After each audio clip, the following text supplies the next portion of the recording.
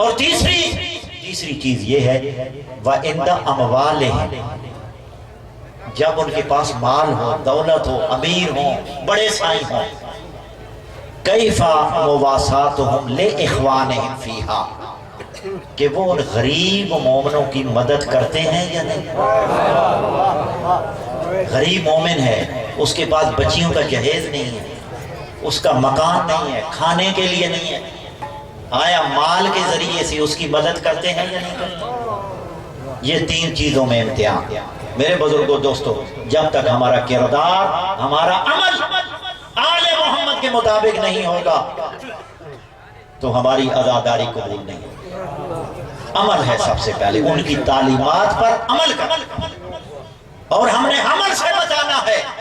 اور ہم نماز نہ پڑھیں، زہرا کی بیٹیاں بے پناہ اونٹوں پر، جنہوں نے کربلا سے لے کر کوفہ اور کوفہ سے لے کر شام تک جنہوں نے بے پناہ اونٹوں پر نماز تہجد کو بھی قضا نہیں کیا۔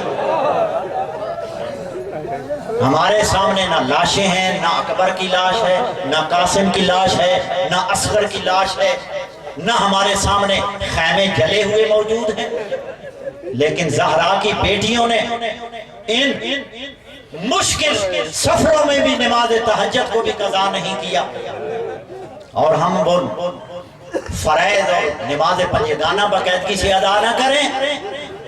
میں حیران ہوں، میں پہلے سوچتا تھا کہ یہ مسلمانوں سے بعید ہے کہ زہرا کی بیٹیوں کو بے پناہ اونٹوں پر بغیر چادر کے سوار کریں، یہ نہیں ہو سکتا۔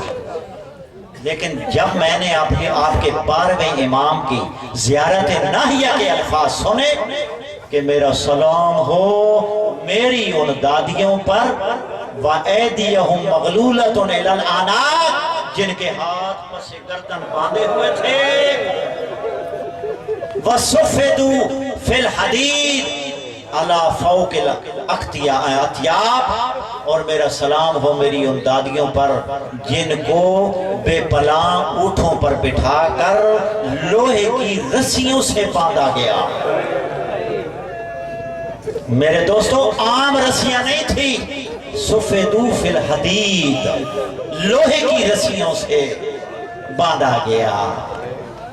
اور وہ کربلا سے کوفہ ابن زیاد کے دربار میں بغیر چادر کے، اور پھر شرابی کے دربار تک، اور شرابی کے دربار سے سفر کا مہینہ گزرا ہے۔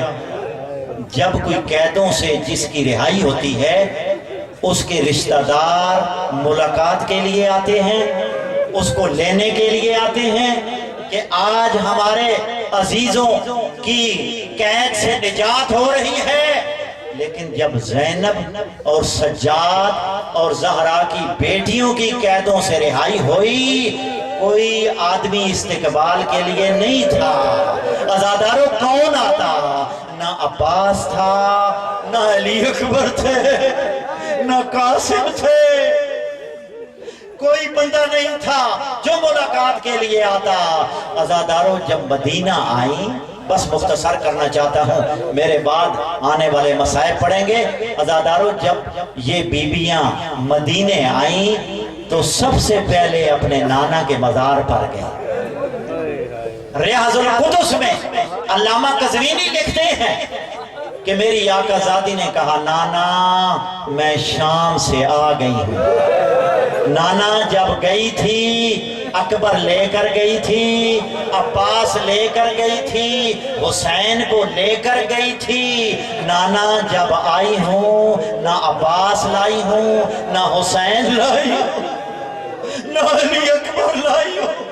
عزاداروں بی بی نے ایک جملہ کہا، نانا اگر یہاں نہ محرم نہ ہوتے تو میں آپ کو اپنے جسم کے وہ داغ ताज़ियानों के दाग दिखाती, जो जालिमों ने हमें ताज़ियाने मारे, जो जालिमों ने हमें ताज़ियाने मारे।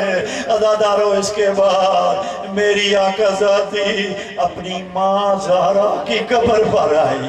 अज़ादारों, बेटियां अपनी माँ से राज की बातें करती हैं। अज़ादारों, मेरी आकाज़ादी ने कहा, ऐ माँ, जब तू दरबार में गई थी, तुझे एक तेरे दरवाजे पर आग और लकड़ियां लेकर मुसलमान आए थे।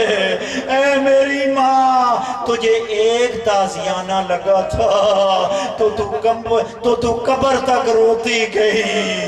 ऐ मेरी माँ, मुझे एक ताज़ियाना नहीं लगा, मुझे कई ताज़ियाने मारे गए।